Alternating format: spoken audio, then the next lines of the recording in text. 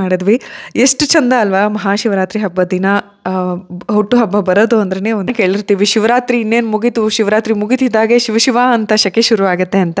ಈ ರೀತಿ ವಾತಾವರಣ ಈ ಒಂದು ಕಾಲದಲ್ಲಿ ಎಷ್ಟು ನೀರಿನ ಅಂಶ ಇರುವಂತಹ ಹಣ್ಣುಗಳು ಸಾಕಷ್ಟು ಬೆಳೆಯುತ್ತೆ. ಯಾಕೆ ಓಂ ನಮಃ ಶಿವಾಯ, ಓಂ ನಮಃ ಶಿವಾಯ, ಓಂ ನಮಃ ಶಿವಾಯ.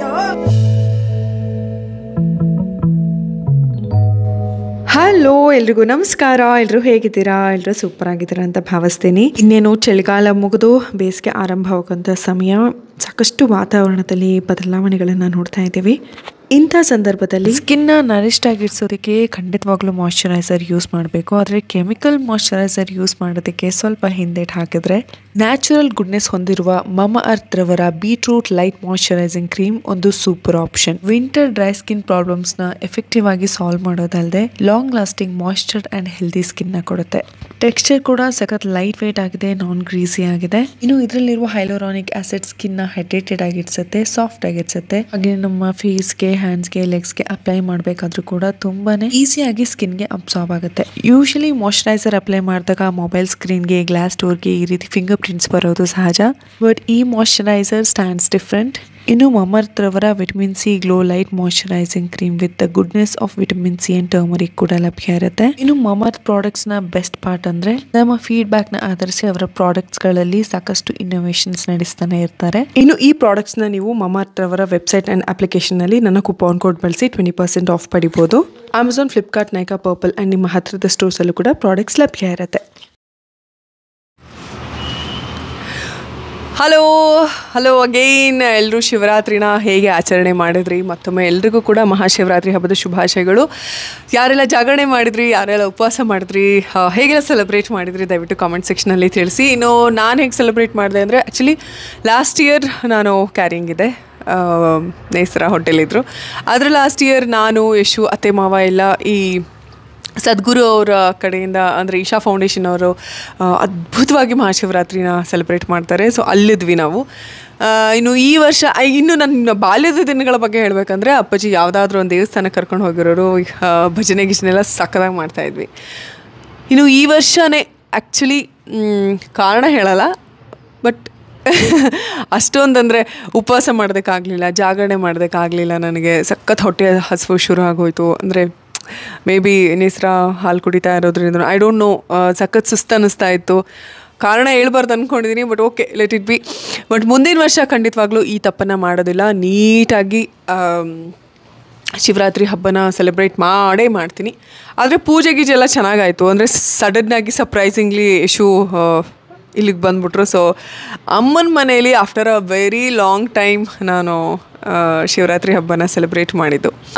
ಎಸ್, ಇನ್ನು ಮಹಾಶಿವರಾತ್ರಿ ಬಗ್ಗೆ ನಾನು ಹೇಳಲೇಬೇಕಾಗಿಲ್ಲ ಅನಿಸುತ್ತೆ, ತುಂಬ ಜನಕ್ಕೆ ಗೊತ್ತಿರುತ್ತೆ. ಅಂದರೆ ಒಂದೊಂದು ಕತೆ ಇದೆ. ಪಾರ್ವತಿ ಅವ್ರನ್ನ ಮದುವೆ ಆದಂಥ, ಶಿವ ಪಾರ್ವತಿ ಮದುವೆ ಆದ ದಿನ ಅಂತ ಹೇಳಲಾಗುತ್ತೆ. ಇನ್ನು ಸತಿ ತೀರಿ ಹೋದ್ಮೇಲೆ ಶಿವ ಒಂದು ನೋವು, ಸಿಟ್ಟು ಎಲ್ಲ ಒಟ್ಟಿಗೆ, ಅಫ್ಕೋರ್ಸ್ ಪ್ರತಿಯೊಬ್ಬ ಗಂಡನಿಗೂ ಹೆಂಡತಿ ತೀರೋದಾಗ ನೋವು ಆಗುತ್ತೆ ಅಂತ ಅಂದ್ಕೊಂಡಿದ್ದೀನಿ. ಆಗ ಆ ಗ್ರೀಫ್ನ, ಆ ಆ್ಯಂಗರ್ನ ಹೇಗೆ ವ್ಯಕ್ತಪಡಿಸ್ತಾರೆ ಶಿವ ಅಂದರೆ, ಶಿವತಾಂಡವ ಅಂತ ಹೇಳ್ತೀವಿ. ಆ ತಾಂಡವ ನೃತ್ಯ ಮಾಡೋದ್ರ ಮುಖಾಂತರ. ಸೊ ಅವತ್ತಿನ ದಿನ ಅಂತ ಹೇಳಲಾಗುತ್ತೆ.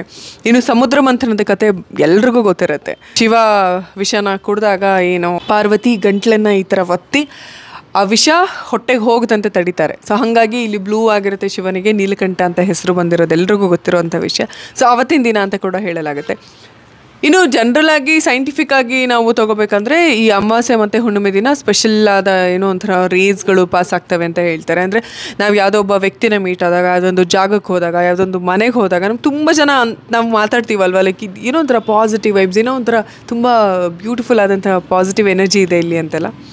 ಸೊ ಅದೆಲ್ಲ ನಿಜಾನೇ ಅಂತ ನಾನು ನಂಬ್ತೀನಿ. ಎನರ್ಜಿನ ಖಂಡಿತವಾಗ್ಲೂ ನಂಬೇಕು. ಬಿಕಾಸ್ ನೋಡಿ, ಸೂರ್ಯ ರೇ, ನಾವೊಂದು ಸೌಂಡ್ ಅಂದರೆ ಅದು ಒಂದು ಎನರ್ಜಿ, ಅದು ಒಂದು ರೇ. ನಾವಿಲ್ಲಿದ್ದೀವಿ ಅಂತಂದರೆ ನಮ್ಮ ಸುತ್ತಲೂ ಒಂದಿಷ್ಟು ಎನರ್ಜಿ ಫ್ಲೋ ಆಗ್ತಾನೆ ಇರುತ್ತೆ. ಪ್ರತಿಯೊಂದು ಎನರ್ಜಿಯಿಂದನೇ ನಡೆಯುತ್ತೆ ಅನ್ನೋದನ್ನು ನಾನು ನಂಬ್ತೀನಿ. ಸೊ ಇವತ್ತಿನ ದಿನ ಮಾಘ ಮಾಸ ಕೃಷ್ಣ ಪಕ್ಷದ ಚತುರ್ದಶಿ ಅಂತ ಹೇಳ್ತಾರೆ. ಈ ದಿನ ಆವಾಗ ಬರುತ್ತೆ ಅಂತ ಹೇಳ್ತಾರೆ. ಸೊ ಇವತ್ತಿನ ದಿನ ಏನೋ ಒಂದು ಸ್ಪೆಷಲ್ ಆದಂಥ ರೇಸ್ ಹೊರಹೊಮ್ಮುತ್ತೆ. ಹಾಗಾಗಿ ಇವತ್ತಿನ ದಿನ ನಾವು ಎಚ್ಚರ ಎದ್ದು ಈ ಒಂದು ಆಧ್ಯಾತ್ಮದ ಕಡೆ ಒಲವನ್ನು ತೋರಿಸಿದ್ರೆ ನಮ್ಮ ಮನಸ್ಸು ಆತ್ಮ ಎಲ್ಲ ಜಾಗೃತವಾಗುತ್ತೆ ಅಂತ ಹೇಳ್ತಾರೆ. ಸೊ ಅದು ಒಳ್ಳೆಯದೇ ಅಲ್ವಾ. ಅಂದರೆ ಕೆಟ್ಟದಂತೂ ಏನೂ ಹೇಳ್ತಿಲ್ವಲ್ಲ. ಏನು ಹೇಳ್ತಿದ್ದಾರೆ, ಉಪವಾಸ ಮಾಡಿ ಅಂತ ಹೇಳ್ತಿದ್ದಾರೆ, ದೇವರು ಅನ್ನುವಂಥ ಶಕ್ತಿಯನ್ನು ಸ್ಮರಿಸಿ ಅಂತ ಹೇಳ್ತಿದ್ದಾರೆ, ಒಳ್ಳೆಯದನ್ನು ಯೋಚನೆ ಮಾಡಿ ಅಂತ ಹೇಳ್ತಿದ್ದಾರೆ. ಸೊ ಇದರಲ್ಲಿ ಇರೋವಂಥದ್ದು ಯಾವುದೂ ಕೆಟ್ಟದಲ್ಲ, ಎಲ್ಲ ಒಳ್ಳೆಯ ವಿಷಯಗಳನ್ನೇ ಮಾಡಿ ಅಂತ ಹೇಳ್ತಿದ್ದಾರೆ. So I don't think so ಇದನ್ನು ಮಾಡೋದ್ರಿಂದ ಏನಾದರೂ ತಪ್ಪು ಅಥವಾ ಕೆಟ್ಟದು ಅಂತ. ಸೊ ಎಲ್ಲ ಒಳ್ಳೆಯದನ್ನೇ ಹೇಳ್ತಾ ಇರೋದ್ರಿಂದ ದಟ್ಸ್ ಓಕೆ. ಸೊ ಈ ಥರದ ಒಂದು ಮಹಾಶಿವರಾತ್ರಿಯ ಶುಭಾಶಯಗಳು ನಿಮ್ಮೆಲ್ಲರಿಗೂ ಮತ್ತೊಮ್ಮೆ. ನೀವು ಅಂದ್ಕೊಂಡಿರುವಂಥ ಎಲ್ಲ ಇಷ್ಟಾರ್ಥಗಳು ಈಡೇರಿಸಲಿ. ಆ ಶಿವ ಪರಮಾತ್ಮನ ಕೃಪೆಗೆ ನೀವೆಲ್ಲರೂ ಪಾತ್ರರಾಗಿ ಅಂತ ನಾನು ಹಾರೈಸ್ತೀನಿ. ಹಾಗೆಯೇ ನಮ್ಮ ಮನೇಲಿ ನಾವು ಪುಟ್ಟದಾಗಿ ಹೇಗೆ ಆಚರಣೆ ಮಾಡಿದ್ವಿ ಶಿವರಾತ್ರಿ ಅನ್ನೋದರ ಕೆಲವೊಂದು ತುಣುಕುಗಳನ್ನು ನಿಮ್ಮೊಟ್ಟಿಗೆ ಶೇರ್ ಮಾಡ್ಕೊತೀನಿ. ಎಸ್, ಶಿವರಾತ್ರಿ ಅಂದ್ರೇ ಹಣ್ಣುಗಳ ಸಂಭ್ರಮ. ನಾವು ಕೂಡ ಸಾಕಷ್ಟು ಹಣ್ಣುಗಳನ್ನು ತಗೊಂಡು ಹೋಗಿದ್ವಿ ಮನೆಗೆ. ಇನ್ನು ಈ ವರ್ಷ ಮಹಾಶಿವರಾತ್ರಿ ಹಬ್ಬದ ದಿನವೇ ನನ್ನ ತಮ್ಮನ ಹೆಂಡತಿ ಸುಮಾ ಅವರ ಬರ್ತ್ಡೇ ಇತ್ತು. ನನಗೆ ಮಗಳಾಗ್ತಾರೆ ಅವರು. ಸೊ ಬರ್ಡೇ ಇತ್ತು, ಅವರ ಫ್ಯಾಮಿಲಿ ಮೆಂಬರ್ಸ್ ಕೂಡ ಬಂದಿದ್ದರು. ಎಲ್ಲರೂ ಕೂಡ ತುಂಬ ಖುಷಿಯಿಂದ ಸಡಗರದಿಂದ ಸೆಲೆಬ್ರೇಟ್ ಮಾಡಿದ್ವಿ. ಎಷ್ಟು ಚಂದ ಅಲ್ವಾ ಮಹಾಶಿವರಾತ್ರಿ ಹಬ್ಬದ ದಿನ ಹುಟ್ಟುಹಬ್ಬ ಬರೋದು ಅಂದ್ರೆ ಒಂದು ಖುಷಿಯಾದ ವಿಷಯ. So Suma, once again happy birthday Chini. ನೀನು ಅಂದ್ಕೊಂಡಿರುವಂಥ ಎಲ್ಲ ಒಳ್ಳೆಯ ವಿಷಯಗಳು ನಿನ್ನ ಬದುಕಲ್ಲಿ ಸಿಗಲಿ, ನಿನ್ನ ಬದುಕಲ್ಲಿ ಈಡೇರಲಿ. ನೀನು ಹೀಗೆ ಯಾವಾಗಲೂ ಮುದ್ದಾಗಿ ಮುಗ್ಧವಾಗಿ ನಗ್ತಾ ಸುಖವಾಗಿ 100 ಕಾಲ ಬಾಳುವಂತ ಹಾರೈಸ್ತೀನಿ. ಇನ್ನು ಸಂಜೆ ಆಗ್ತಿದ್ದ ಹಾಗೆ ಶಿವಪೂಜೆಗೆಲ್ಲ ರೆಡಿ ಆಗಿತ್ತು. ಹಾಗೆಯೇ ಇದು ನೇಸರ ಅವರೊಟ್ಟಿಗೆ ನಮ್ಮ ಮೊದಲ ಶಿವರಾತ್ರಿ ಆಗಿದ್ರಿಂದ ಅಫ್ಕೋರ್ಸ್ ಪ್ರತಿ ಹಬ್ಬಗಳು ಕೂಡ ನಮಗೆ ವಿಶೇಷ ಅಂತಾನೆ ಅನಿಸ್ತಾ ಇದೆ. ಅಮ್ಮ ಅಭಿಷೇಕಕ್ಕೆ ಹಾಗೆಯೇ ಪೂಜೆಗೆ ಬಿಲ್ವಪತ್ರೆ, ಹೂವು ಎಲ್ಲ ಕೂಡ ಅಣಿ ಮಾಡಿಟ್ಟಿದ್ರು. ಇನ್ನು ನಾವು ಆಚರಿಸುವಂತಹ ಪ್ರತಿ ಹಬ್ಬದ ಹಿಂದೆ ಕೂಡ ಒಂದು ವೈಜ್ಞಾನಿಕವಾದಂಥ ಕಾರಣ ಇರುತ್ತೆ.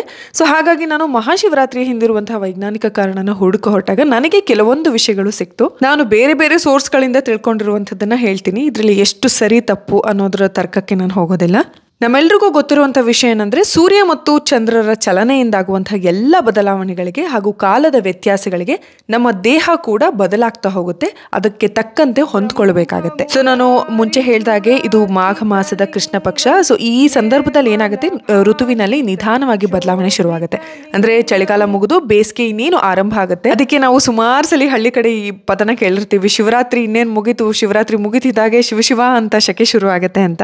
ಈ ರೀತಿ ವಾತಾವರಣದಲ್ಲಿ ನಿಧಾನವಾದ ಬದಲಾವಣೆಗಳು ಶುರುವಾದಾಗ ಪಂಚಭೂತಗಳಿಂದ ನಿರ್ಮಾಣವಾದಂಥ ನಮ್ಮ ಶರೀರ ಕೂಡ ಸಾಕಷ್ಟು ಬದಲಾವಣೆಗಳು ಉಂಟಾಗುತ್ತೆ.